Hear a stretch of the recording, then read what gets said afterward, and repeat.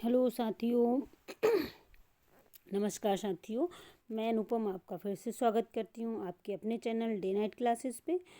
तो हम लोग पढ़ रहे थे कंप्यूटर के का पहला चैप्टर हम लोग पढ़ रहे थे, कंप्यूटर की विशेषताएं, कंप्यूटर का अर्थ, शब्द, परिभाषा।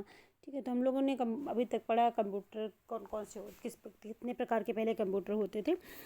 यूनिवैक कंप्यूटर के बारे में हम लोगों ने पढ़ा है, एनीवैक के बारे में पढ़ा है। ठीक है, कंप्यूटर की विशेषताएं हम लोगों ने जाना। और अभी हम लोग पढ़ते हैं कंप्यूटर के अनुप्रयोग। अनुप्रयोग मतलब कि किस किस क्षेत्र में कंप्यूटर का प्रयोग होता है। ठीक है, तो चलिए हम लोग स्टार्ट करते हैं। स्टार्ट करने से पहले हम फिर से आपसे रिक्वेस्ट करते हैं, विनती करते हैं, आप आपके जो भी जानने वाले हों आप उन्हें अपना ये वीडियो अवश्य शेयर करें। और अगर पसंद आए तो कमेंट करके बताइए, लाइक। ठीक है, तो चलिए हम लोग स्टार्ट करते हैं फटाफट। आधुनिक कंप्यूटर में शायद ही कोई ऐसा क्षेत्र हो जहाँ कंप्यूटर का प्रयोग ना होता हो। कुछ मुख्य क्षेत्रों में कंप्यूटर के अनुप्रयोग निम्नलिखित हैं। मतलब प्रयोग निम्नलिखित हैं, कौन कौन से प्रयोग हैं? जैसे एजुकेशन, शिक्षा। इंटरनेट के माध्यम से हम किसी भी विषय की जानकारी कुछ ही क्षणों में प्राप्त कर सकते हैं। गूगल पे डाला, तुरंत सर्च किया, फटाफट रिजल्ट मिल जाता है। मल्टीमीडिया के विकास और इंटरनेट की सुलभता ने इसे विद्यार्थियों के लिए अत्यंत उपयोगी बना दिए हैं। अब आजकल हर स्कूल में छोटे से छोटा बच्चा भी अब कंप्यूटर की जानकारी प्राप्त कर रहा है। हर एक स्कूल में कंप्यूटर कंपलसरी हो गया लगभग, है ना। तो कंप्यूटर का उपयोग लगभग सबके लिए बहुत ही अत्यंत आवश्यक हो गया है। तथा डिजिटल लाइब्रेरी द्वारा पुस्तकों की सुलभता ने शिक्षा के क्षेत्र को और भी अधिक विस्तृत रूप दिया है। आगे देखते हैं, नंबर 2 है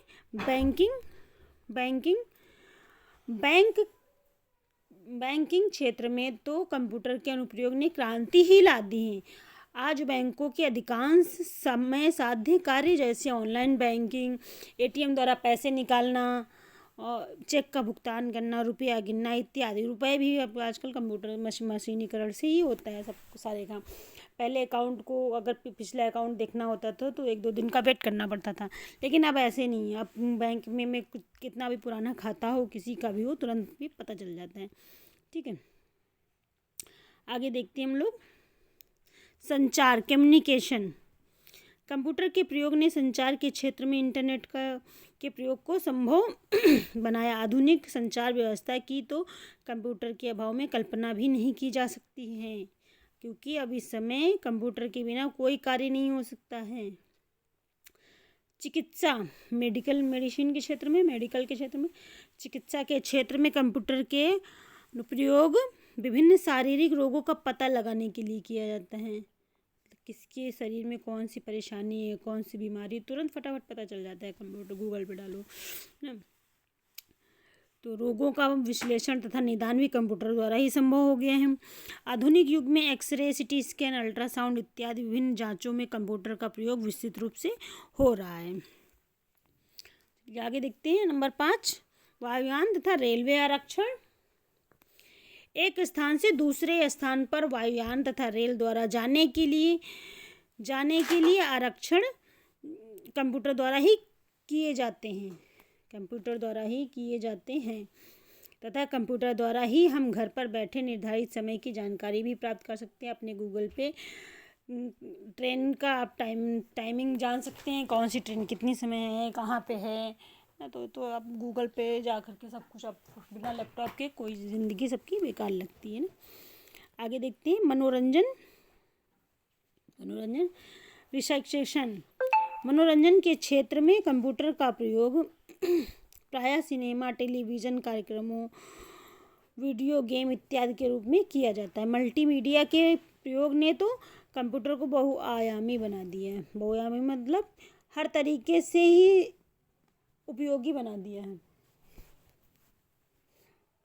इस तरह के कंप्यूटर के व्यापक प्रयोग ने उपर्युक्त क्षेत्रों में भी कार्य में बेहद सुधार किया है। ठीक है, आगे देखते हैं क्या है डेटा प्रोसेसिंग और इलेक्ट्रॉनिक डेटा प्रोसेसिंग क्या होता है। कंप्यूटर के आविष्कार से पूर्व निश्चित लक्ष्य को प्राप्त करने के लिए डेटा का संकलन या संचयन, संसाधन और निर्गमन मैनुअल विधि से होता था। कैसे होता था? मैनुअल विधि से होता था, जिसे डेटा प्रोसेसिंग कहते हैं। टेक्नोलॉजी के विकास के साथ इन सभी कार्यों के लिए कंप्यूटर प्रयुक्त होने लगा। इन सभी कार्यों के लिए फिर क्या हुआ? कंप्यूटर प्रयुक्त होने लगा। यह इलेक्ट्रॉनिक डेटा प्रोसेसिंग EDP कहलाता था। क्या कहलाता था? इलेक्ट्रॉनिक डेटा प्रोसेसिंग EDP कहलाता था। ये आपका फुल फॉर्म, EDP का फुल फॉर्म यहाँ पे लिखा हुआ है, आप इसे ज़रूर लिख लीजिएगा अपनी कॉपी में, ठीक है। Electronic data processing EDP। आगे हम बताएंगे इसका सभी, एक क्लास में लेंगे जिसमें आपको सभी शॉर्टकट्स हम लिखवा देंगे। आगे है डेटा प्रोसेसिंग के माध्यम से अव्यवस्थित डेटा, रॉ डेटा से प्राप्त व्यवस्थित डेटा इन्फॉर्मेशन प्राप्त किया जाता है ना। जैसे हमने कंप्यूटर में कुछ भी अपने लैंग्वेज में डाला और उसने प्रोसेस किया और फिर प्रोसेस करके हमें आउटपुट के रूप में इन्फॉर्मेशन, आउटगोइंग इन्फॉर्मेशन देता है। जैसे ये देखिए, पहले हमने अपना कंप्यूटर में अपना इनपुट किया, उसके बाद फिर कंप्यूटर ने प्रोसेसिंग किया और फिर उसके बाद वो हमें आउटपुट के रूप में अपनी इन्फॉर्मेशन एग्जैक्ट दे देता है, जो भी होता है, ठीक है। चलिए आगे देखते हैं कंप्यूटर सिस्टम। कंप्यूटर सिस्टम क्या होता है?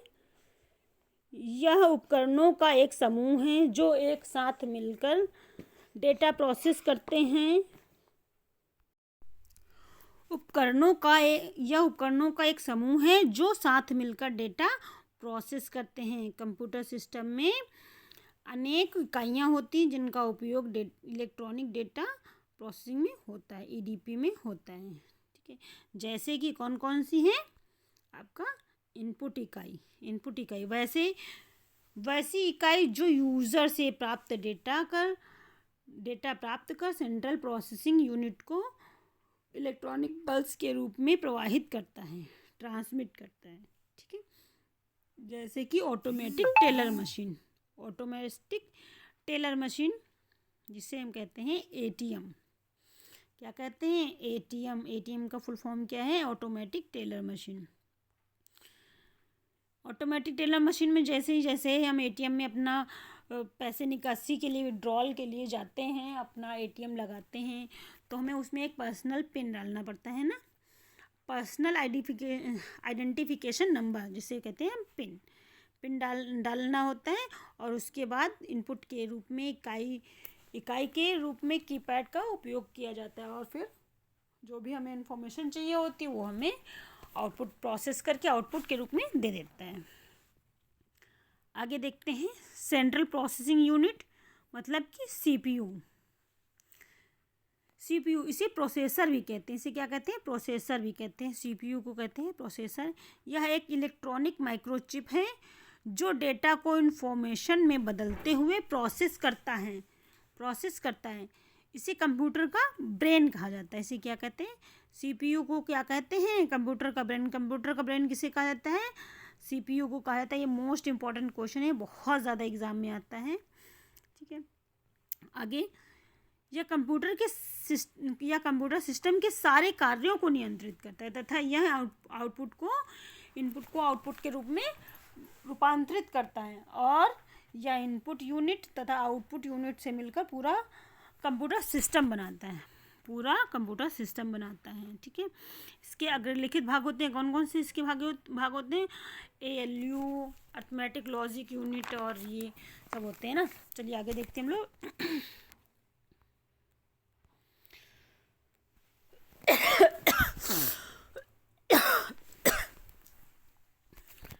चलिए आगे देखते हैं। ये इनपुट इकाई क्या है? इनपुट इकाई सेंट्रल प्रोसेसिंग यूनिट मतलब CPU, अरिथमेटिक लॉजिक यूनिट मतलब ALU, कंट्रोल यूनिट मतलब CU और मेन मेमोरी मतलब कि आपका MM, ठीक है। तो ये क्या होते हैं? आपका central processing unit, arithmetic logic unit, control unit और मेन मेमोरी क्या है? हल्का सा, बहुत ही जल्दी में थोड़ा सा हम लोग देख लेते हैं, फिर आगे जब इसका चैप्टर आएगा तो बहुत ही डीपली इसको बताएंगे हम, ठीक है। चलिए, अरिथमेटिक लॉजिक यूनिट ALU इसका उपयोग अंकगणितीय तथा तार्किक गणना में होता है। किसमें? तार्किक गणना में होता है। अंकगणितीय गणना के अंतर्गत जोड़, घटाना, गुणा, भाग तथा तार्किक गणना के अंतर्गत तुलनात्मक, जैसे less than, greater than, yes, no, है ना, ये सब कुछ आता है। ये आगे कंट्रोल यूनिट। कंट्रोल यूनिट मतलब कि सीयू, यह कंप्यूटर के सारे कार्यों को नियंत्रित करता है तथा कंप्यूटर के सारे भागों जैसे इनपुट, आउटपुट, डिवाइसेस, प्रोसेसर इत्यादि के सारे गतिविधियों के बीच तालमेल बैठाता है। ठीक है, जो भी हम आउटपुट करते हैं, इनपुट करते हैं, उन सब के बीच में आपका ये कंट्रोल यूनिट तालमेल बैठाता है। अगला देखते हैं मेन मेमोरी, मतलब कि एमयू मेमोरी यूनिट। यह डेटा तथा निर्देशों को संग्रहित करने में प्रयुक्त होता है। एमयू क्या होता है? आपका डेटा और निर्देशों को संग्रह करने में प्रयुक्त होता है। इसमें मुख्यतः दो वर्गों में, प्राइमरी तथा सेकेंडरी मेमोरी में विभाजित किया जाता है। दो प्रकार की मेमोरी होती है आपके कंप्यूटर में, एक मेन मेमोरी और एक प्राइमरी मेमोरी। जब कंप्यूटर क्रियाशील रहता है अर्थात वर्तमान में उपयोग में हो रहा डेटा, निर्देशों का संग्रह प्राइमरी मेमोरी में होता है। सेकेंडरी मेमोरी का उपयोग बाद में होने वाले डेटा तथा निर्देशों को संग्रहित करने में होता है। आगे देखते हैं output unit, OU output unit, वैसी इकाई जो सेंट्रल प्रोसेसिंग यूनिट से डेटा लेकर उसे यूज़र को समझाने के योग्य बनाता है। मतलब कि क्या कह रहा है? वैसी इकाई जो सेंट्रल प्रोसेसिंग यूनिट से डेटा लेकर के, मतलब वो हमसे डेटा लेकर के यूज़र को समझाने के योग्य बनाता है। मतलब हम जो भी डालते हैं उससे फिर वो अपनी लैंग्वेज में आउटपुट देता है। जैसे कि हम जब सुपरमार्केट में बिल अदा करते हैं तो हमें रसीद प्राप्त होती है, जो कि एक आउटपुट का रूप होता है ना। बिल मिलता है ना, वो क्या है? आउटपुट है। यह आउटपुट उपकरण प्रिंटर के द्वारा प्राप्त हो जाता है। ठीक है, तो चलिए, थैंक यू सो मच। अगर क्लास अच्छी लगे तो लाइक और शेयर ज़रूर करें। अगर अभी तक आपने हमारा चैनल सब्सक्राइब नहीं किया है तो ज़रूर सब्सक्राइब करें। Thank you so much.